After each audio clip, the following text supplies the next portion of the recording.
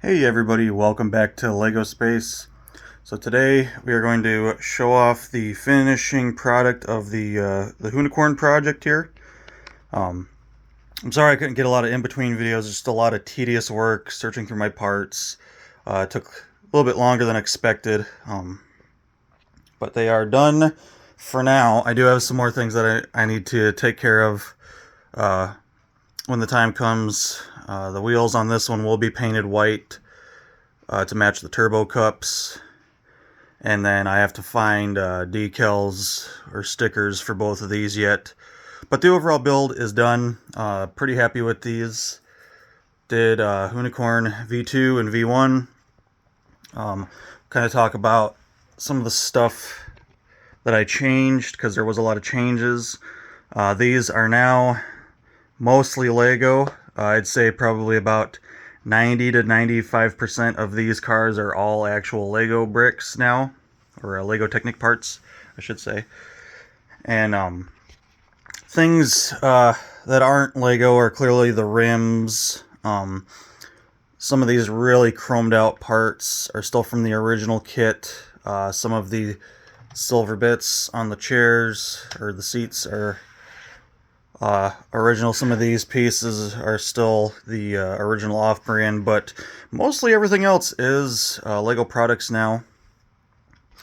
And this was kind of my plan for this whole project. I had originally bought one of these kits, thought it was really cool, built the car, made some changes as I was building. Some of the building processes I didn't care much for. Excuse me. And then just some little bit more details and things that I wanted to add. And then basically went from there, got the idea kind of set in stone on some of the stuff. And then as I started to build these two, I made further changes that I had made on the first one. Some ideas that I had kicked around that I couldn't really do because that first one was already built. And just some stuff I kind of jotted down, try to remember what I changed. I saved some parts from the original car when I took it apart, because since most of it's Lego, I was able to save a lot of those pieces and see the changes that I made, so I didn't have to keep referencing pictures all the time. I actually had the part in hand, and still made some upgrades along the way, like I said, building these two final versions. Some changes for the better, and some pretty cool stuff, so we'll kind of dive into these. Let's see here. I guess I'll kind of go over some of my visual changes that I've done to the car. Brake calipers. They're kind of hard to see now. The kit originally gives you them in red, and I did them in black as they should be, how they were on the real Hoonicorn. Interior details. Of course, I added the gold handbrake. It should be a copper color, but can't really find copper color Legos. So we went with gold on that. The original car had a working shifter. This is just a stand-in. That right there is just a stand-in shifter. It's just mounted on a post. Just there for looks. The steering wheel still works. All that. The main linkages I didn't change. I did change some stuff. We'll kind of get into that. There's a roll cage, a full roll cage. Now, originally the kit had just included kind of a partial cage back here with some down bars for support in the back, but it was actually just one down bar. I added two. Kind of changed the overall structure. There's a full roll cage in here now that even comes up to the front. Had to kind of be creative with some of my angles and use these Technic universal joints for shafts on like vehicles. Those seemed to work best for my angle that I needed there. I can actually, I'm gonna grab the manual here, and I'm gonna grab a part out of my closet so that way we can kind of further go over what I've done. Hi, Pepper. All right. So visually, This is my only current reference of what it should look like if you build it per the instructions. Things that I changed from here are the roof supports. They wanted you to use those kind of those bendable axles for that. The turbos I changed. Grille I changed. Some of the stuff in the front I changed with like some of the how the arrow is portrayed up front a little bit. Stuff like that. You guys could see how the cage was originally just kind of in the back there, and I went and did a full cage on it. No little handbrake detail included, so I included that. The turbos they originally had planned for this versus the ones that I did. A little bit cleaner, not quite so big and bulky. Actually having a colored cup on the front of the turbo, and then kind of using some of the original parts to add a little cool bit, like you're actually seeing the blades in the turbo there. Not 100% perfect, but not bad for Lego. Some of the stuff I could do. Grille was a big one. I was not happy with how they used kind of these ski poles for that, so I went and kind of used some bigger Technic beams for that. And then they included a little design on the side of the car to portray some type of a logo or a horse or something, and I went and used that as kind of my horse logo for the Mustang in the front.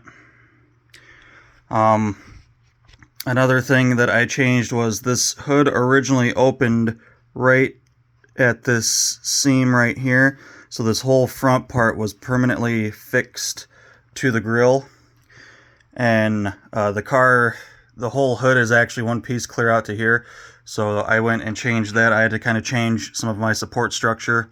I'll show you guys here so you can see the hood is all one big piece now. You open it up, you guys can kind of see how I used a bunch of black Technic pins as a filler for the grill to kind of give the grill kind of nice tighter holes, and be able to use a little rod piece to slip in there and hold that, the Mustang emblem. Had to kind of rework how the fenders attached, because the fenders originally attached way out here, and when I made all the changes with the hood, I had to figure out a way to attach them basically to the headlight structure. So I completely redesigned the headlight, everything that the headlight is built off of. I had to redo that from scratch, kind of come up with an idea for that. Of course, the way the grill is supported in there now, it's not supported the greatest, but at the same time, I'm not doing anything crazy with these cars. They're basically just a little roll around. Other than that, they're just static display. Basically just have one post right in the middle there at the bottom that holds it, and then I had to leave a couple gaps for some of these attachments that hold kind of the little detail bits on the ends of the grill there. But it came up really cool. It looks a lot better than these angled ski poles. The only thing I'm losing is the actual angle. Now there is on the real car and the actual 1965 Mustangs, there is a point where the grill kind of bows out to the middle. This, I don't have that, and I'm not really missing it at all. That looks pretty good when the hood's closed, and it looks pretty cool when it's open. I mean, you get to see all these Technic pins, some of the 3x1 connectors that I used to kind of hold it together, and I'm pretty happy with how it came out. We'll use this version to kind of show you the inside, because I don't have all the turbos coming out here, so see if I can find... And I do apologize, this is going to be kind of a lengthy video. See if I can find... It's going to be way later. So yeah, there's kind of how they had you building the grill by using those like Technic ski poles.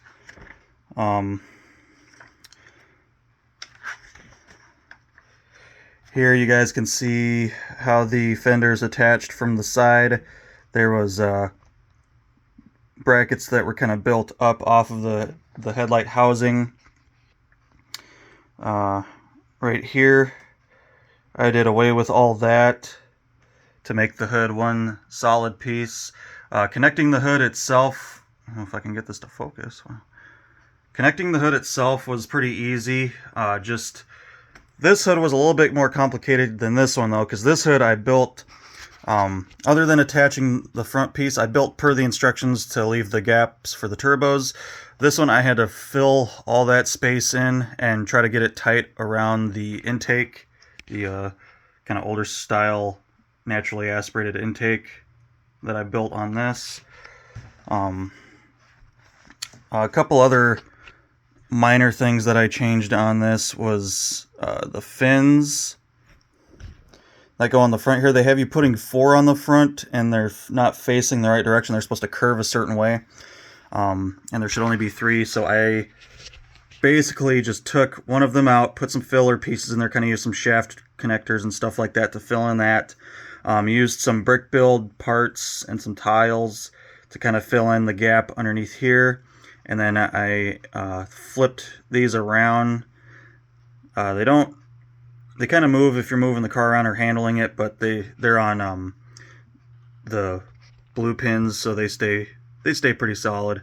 But now the arc of them is facing the right direction. There's only 3 of them, so that was another little detail that I changed per the actual car. Here you guys can kind of see how the front is. I never liked how they had these angled parts just coming to a dead end, and on the first car I actually took an axle and some of these collars and filled in that spot, but to me it felt like it came out too far, so we ended up completely doing away with those, and just kind of doing away with that whole front part. Still kept the little raised up area just like on the real one on the front splitter there. So it looks a lot better.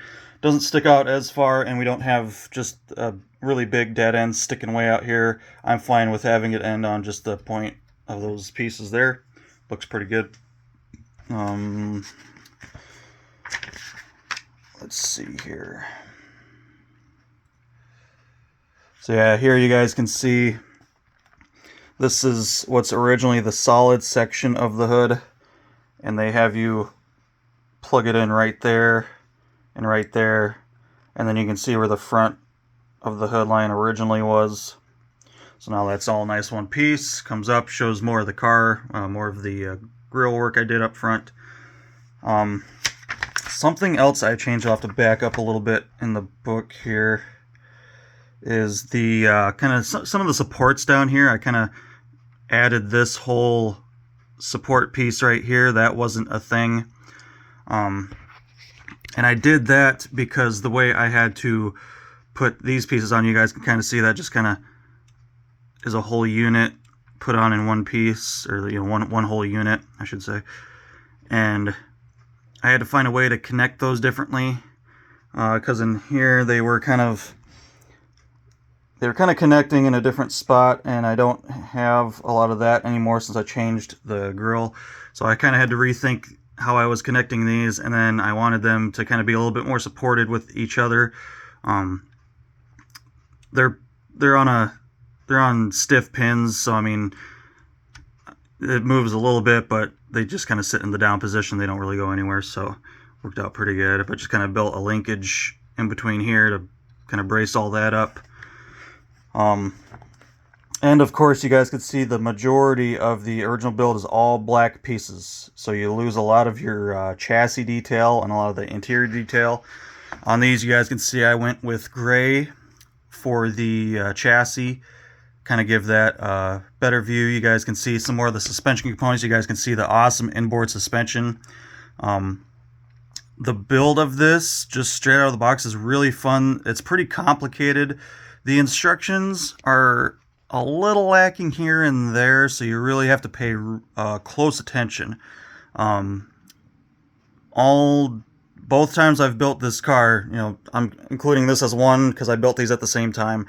But the first, when I built the car originally, it was straight out of the box. And when I built these, I still missed steps. The instructions are very complicated in some spots. And especially on the chassis. The chassis is pretty complex with how they have this inboard suspension. A lot of the linkages in here. you guys can see how that works. It's pretty cool. The original shocks are for this kit are blue, which are cool, but they have too much spring tension on them, and you really have to push down to get the suspension to actuate. So I went with, of course, sticking with as much actual Lego parts as possible. We got the yellow shocks from Technic, and it looks pretty cool, works really well. I was going to try the gray, the older style gray shocks, but there wasn't enough spring tension on those, and the weight of the car itself, I was worried that was just going to bottom out the suspension right away. But these are really nice in the middle for it, and you guys can kind of see how that inboard suspension works. Pretty cool. And then, of course, the V1 style bug catcher, or not the bug catcher, the intake. Took me a little bit to kind of figure out how I wanted to do this. Per the prototype, I tried to stay as true as possible.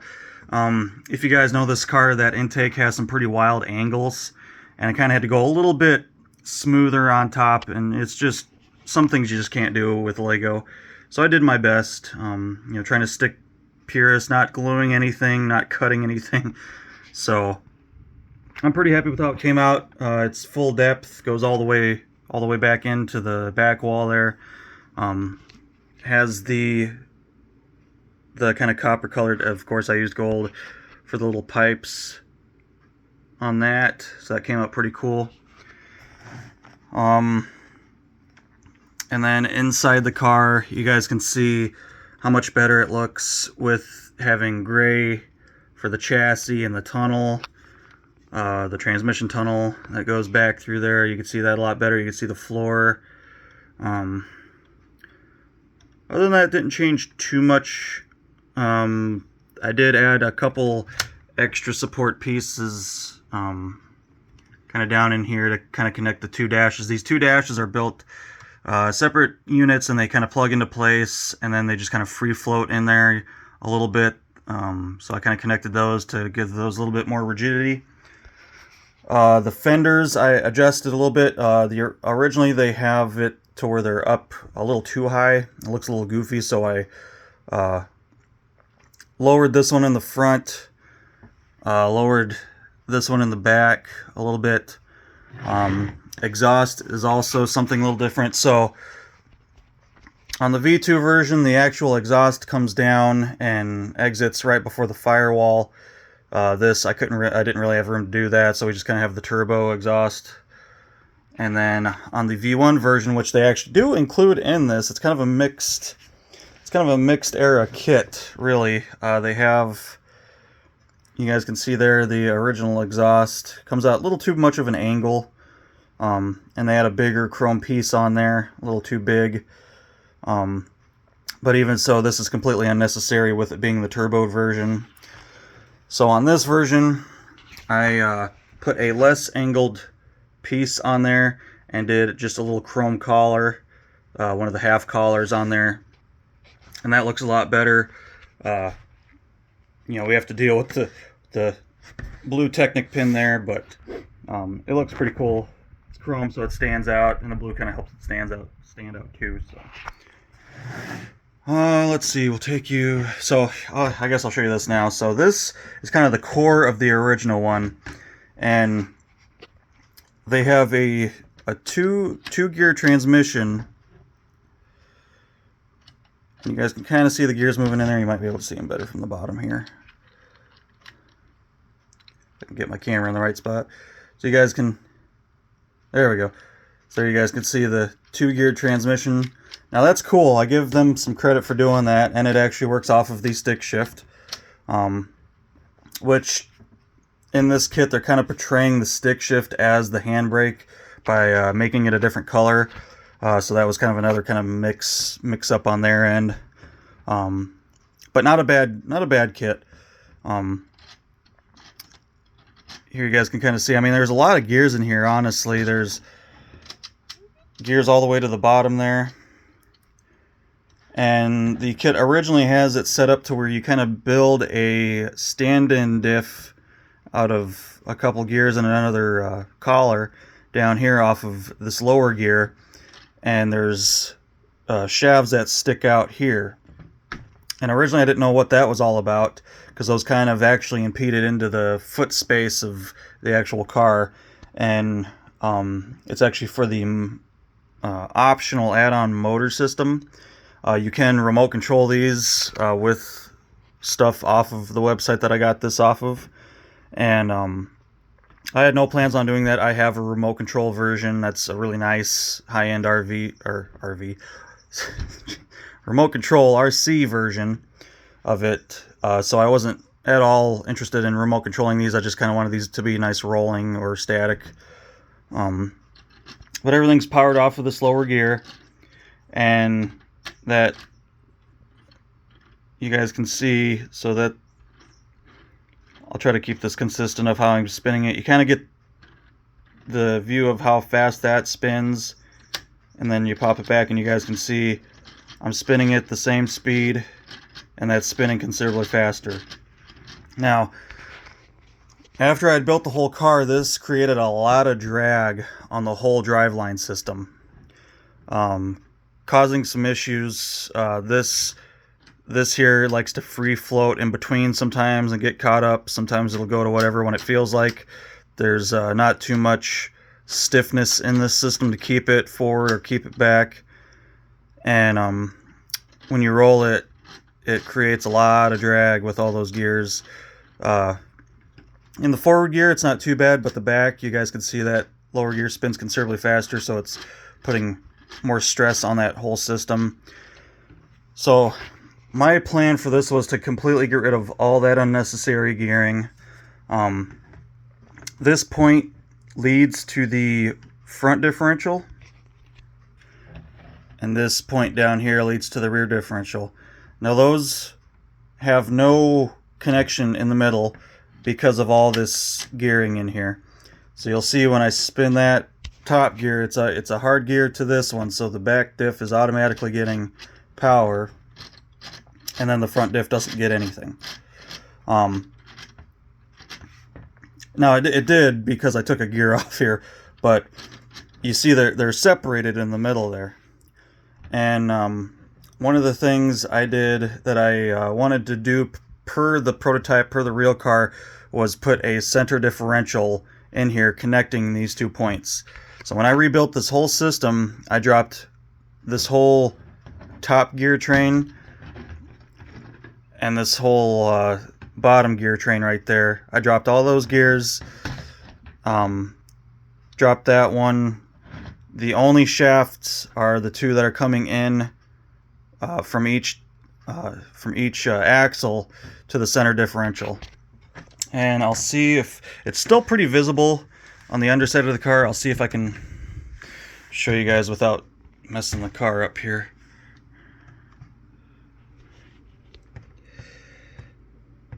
Alright, so it's a little dark, a little hard to see.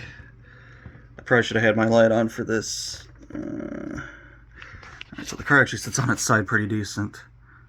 See if I can get my light on. There we go. Alright, so you guys can see the differential in there.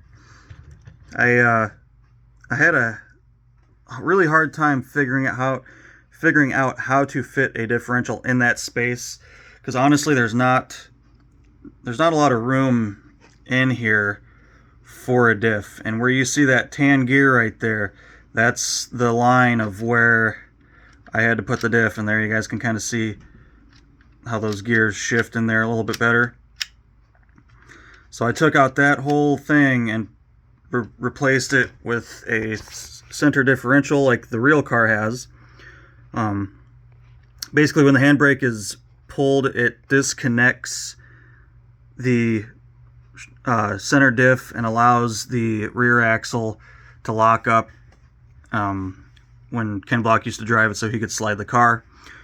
So that's why there's a center diff in there, and I wanted mine to have a center diff, so I ended up figuring out these red ones fit a lot better than the that original gray style diff for the actual axles.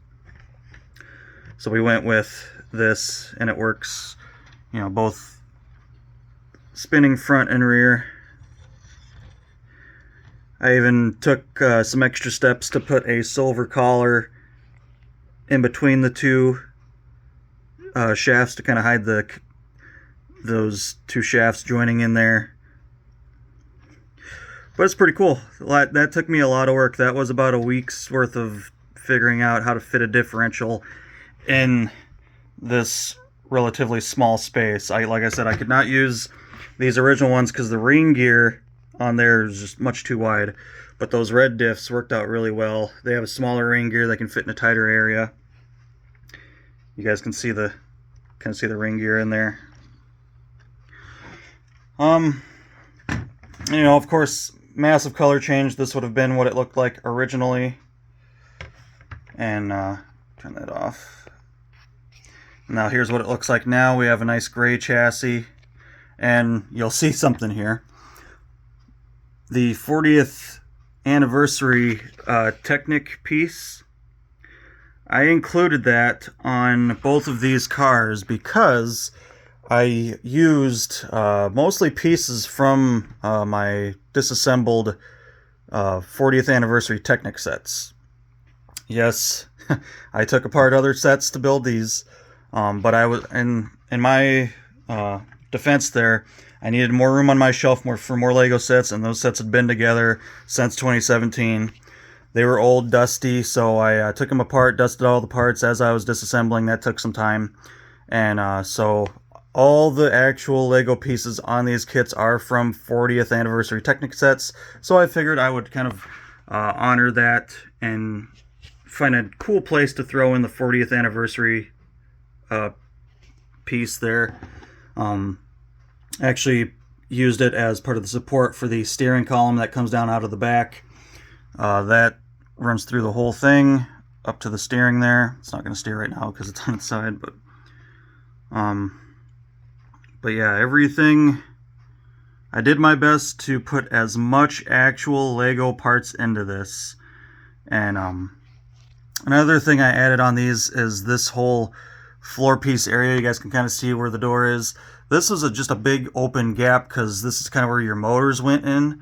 And since I'm not doing that, and I wanted a little bit more of a floor and a firewall there, when I upright it again, I'll kind of show you guys I have a firewall in there.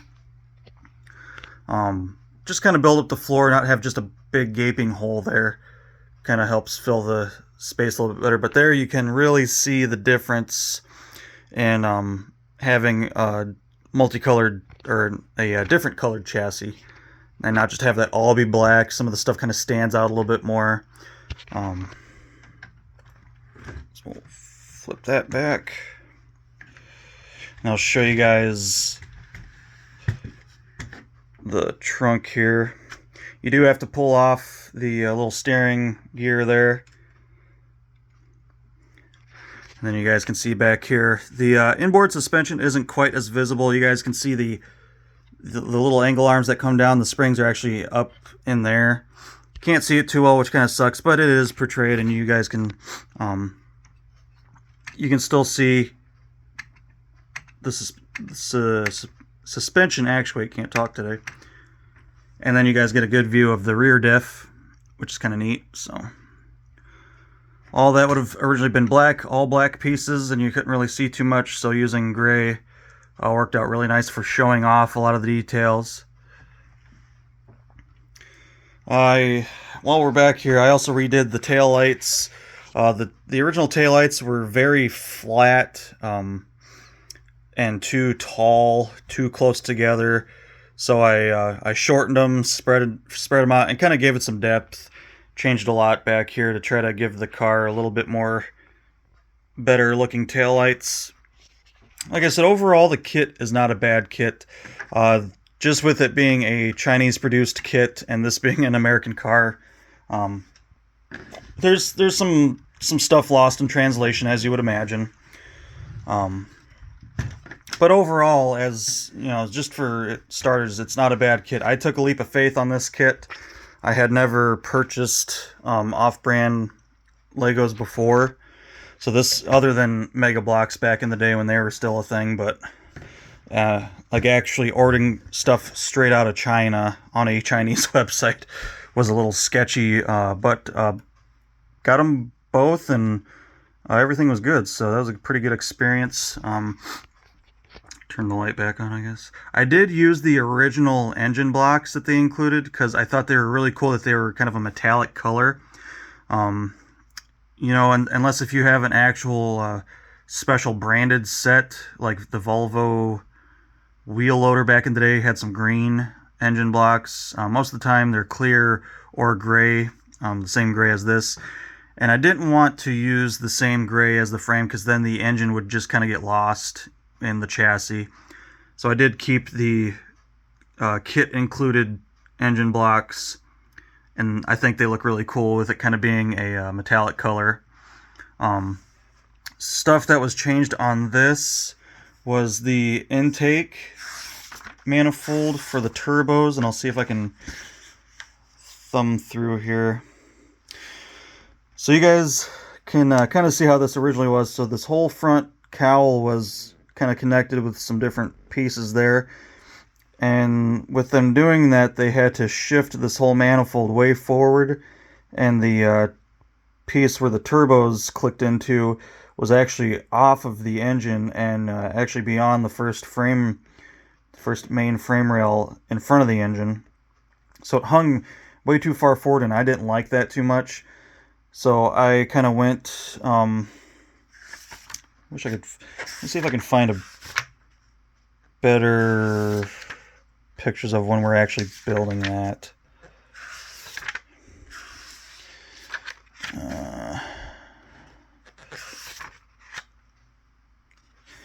Here you can kind of see how they kind of portrayed the shifter in a different color, kind of giving it that handbrake look. And then I added the handbrake like up in that area. There we go. So the back of this plate hooks to the back of the motor. Well, all that support and everything comes right up to the back end of that because of how they had it. And here you guys can kind of see that. So the way they designed it, it really forced them to push that way forward. And here you can see just how far forward that was from the engine. Well, you know, with me kind of being a stickler for detail there, I wanted the manifold to be within the confines of the engine block itself. I didn't want to have to chop off the whole back end of the manifold due to the supports. So what I did was I came in here and I changed pretty much this whole area right here. I took out a lot of these pieces, kind of had to refigure out some stuff. Use some different pieces in here to kind of support all that up, and then instead of using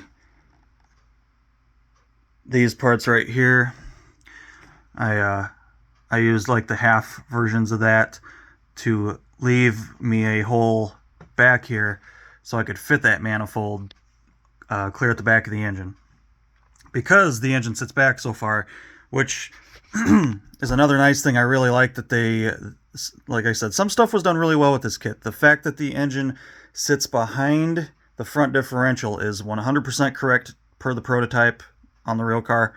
The engine is sat back so far to make room for the differential. They did a very nice job of portraying that here. They just kind of messed up when it came time to making this manifold. It was very long. It was probably, I don't know, I guess I'm sticking about the same size as the original, honestly, here. It's just I changed just the positioning of it, because they did build it per the length of the motor, but it was just too far forward. So I did kind of have to redesign it a little bit on the sides here.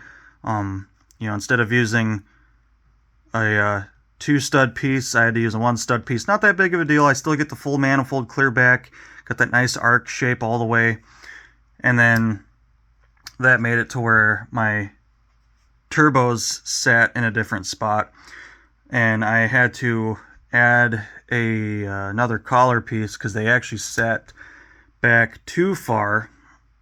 And they're kind of close in the front, but I mean, I like the fitment. It's really nice. The hood knocks into them a little bit, but I mean, it's all smooth pieces. Nothing binds up. When it's closed, it looks awesome. It opens really easy. No issues there. I'll see if I can find the original turbo assembly here to show you guys just how different mine is and why I kind of went with a different building style there, if I can find it. Okay, so here's kind of the original turbo assembly. They had these gears way at the back, and then clever, the use of the chrome trash bins or the barrels as the turbos, and then just kind of using the ball that is able to be put onto the end of an axle as the inside. You didn't really get that real turbo-y look off of that. And then the way they supported them by using air hoses. They used these air hoses and the actual T air hose attachment, and they had this whole little piece devised of how it actually clicked down into place. So the turbos were held on there pretty good, but there's no real reason for it to be that solid. Yes, these can move, but the weight of themselves holds them down just fine. I'm not jumping this car, so I'm not worried about them flapping up in the air. And then you guys can see how it was just originally one collar piece right there.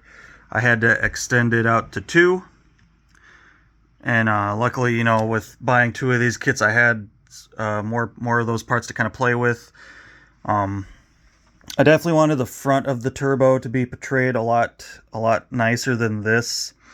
So I did kind of change. I had to change my length of shaft in there, and then I ended up using white rims, and then taking this gear that they had originally put clear back here and actually use that for my turbo blades, which in my opinion that looks miles better than these original turbos.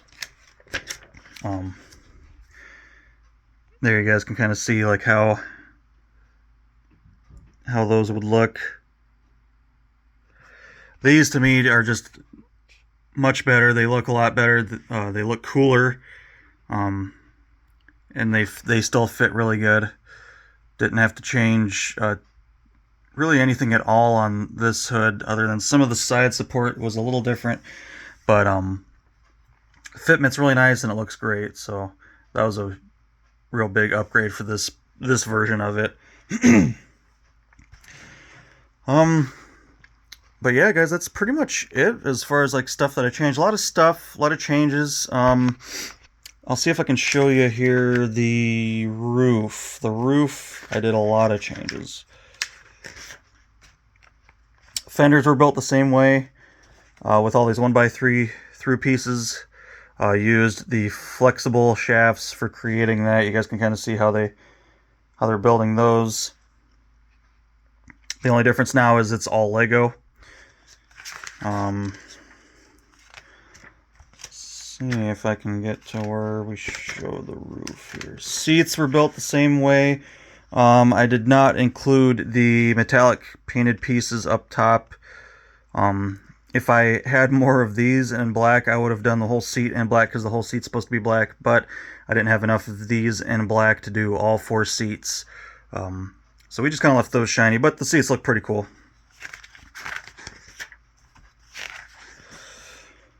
Let's see if we can get to where the roof is here.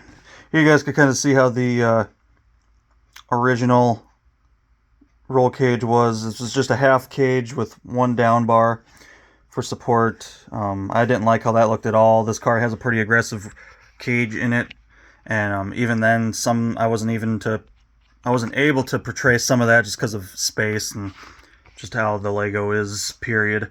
But I'm glad I got a full top cage in there. That looks a lot better.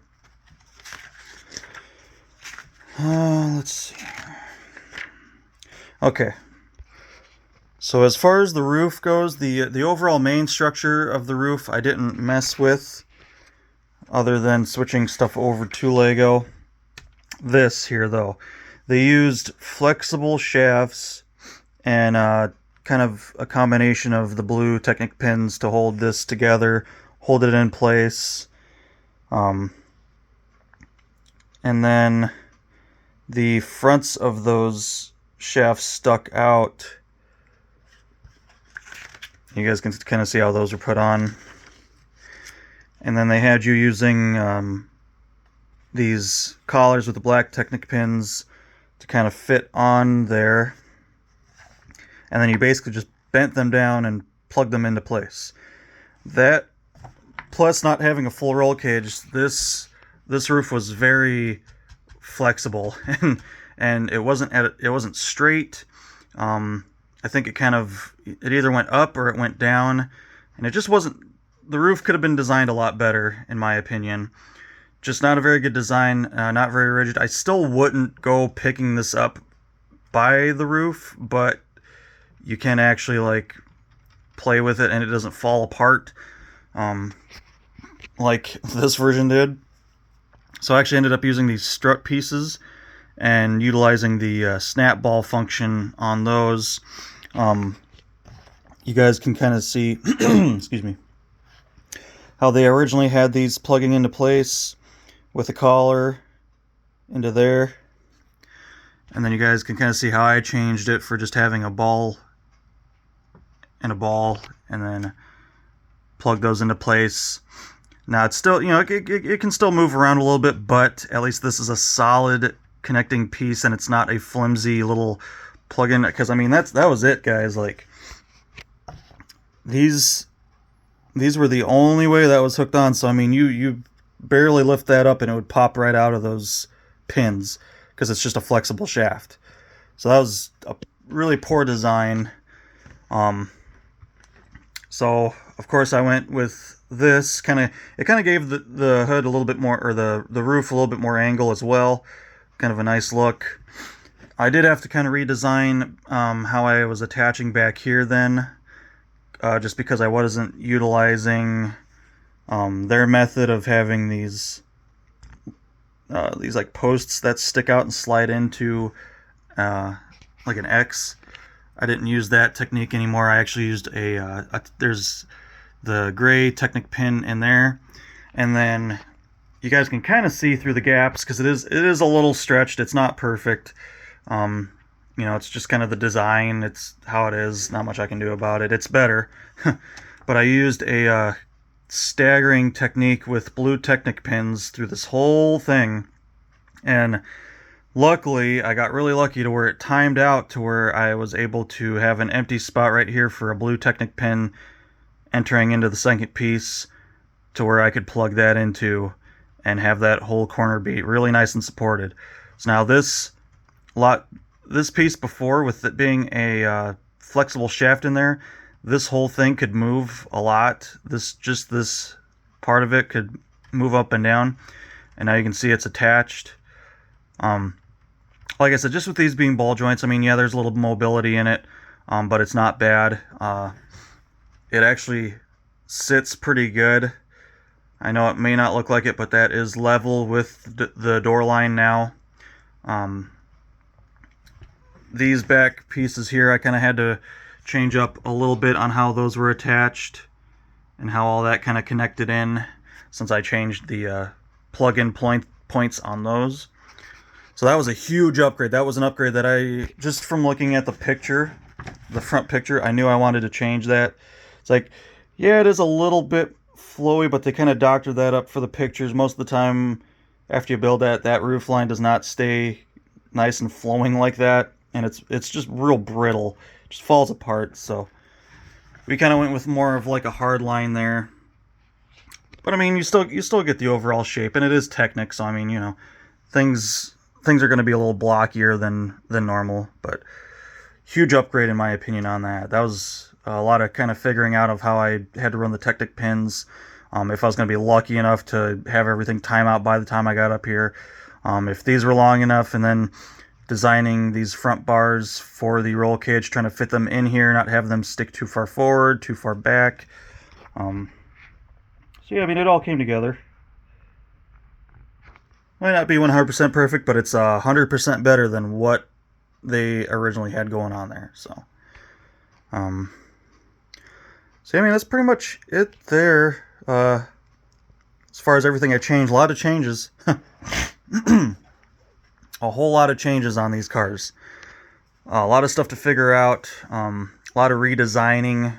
Like I said, that center diff, that part of the project took me about a week or so to figure that out. And then making sure I had long enough shafts for like staying within the confines, because basically I kept, other than this little support bar for this slider here, I did have to leave, and I don't know if I can get in there to really show you guys.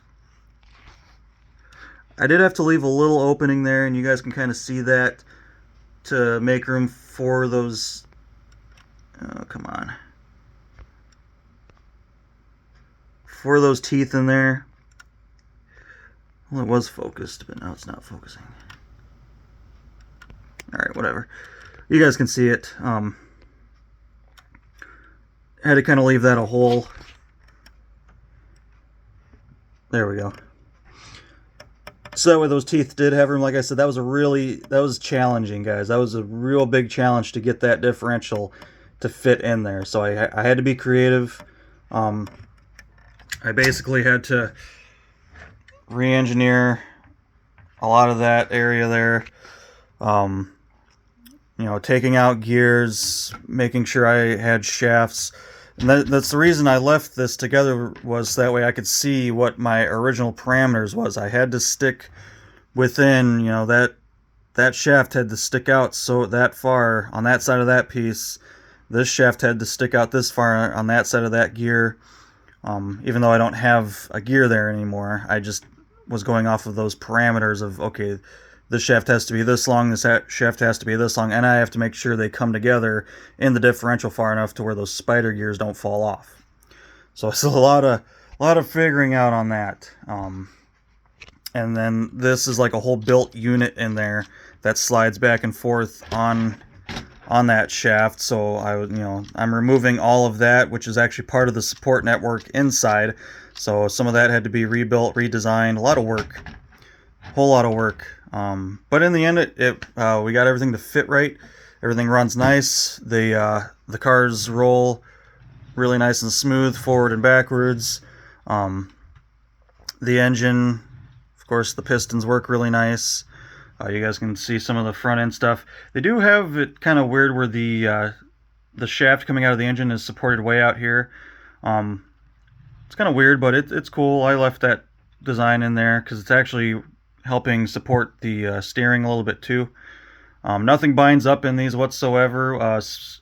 These gears are cut a little more aggressive than the normal Lego Technic gears. They're not bad, and they roll pretty good, but there is a little bit tighter tolerance between the teeth than there is on the Lego Technic gears.